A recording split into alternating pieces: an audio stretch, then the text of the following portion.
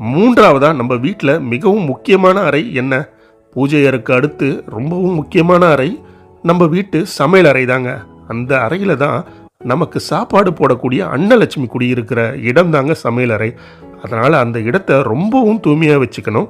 நம்மளோட சமையல் அறையில் சமையல்லாம் முடிஞ்சதுக்கு அப்புறம் பார்த்தீங்கன்னா அடுப்பு மற்றும் அடுப்பு வச்சுருக்கக்கூடிய மேடையை முழுவதுமாக சுத்தம் செஞ்சு வச்சுருக்கணுங்க.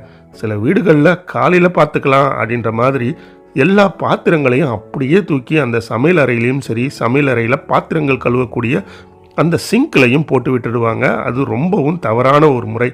ஏன்னா இரவு நேரங்களில் நம்மளை பார்க்கக்கூடிய தெய்வங்கள் நம்ம சமையல் அறைக்கும் வந்து பார்க்கும், எப்படி சுத்தமாக இருக்கா அப்படின்ற மாதிரி.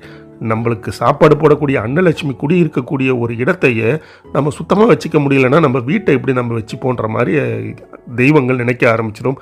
அதனால் என்னென்னா, வீட்டில் இரவு நேரங்களில் அன்னலட்சுமி குடி இருக்கக்கூடிய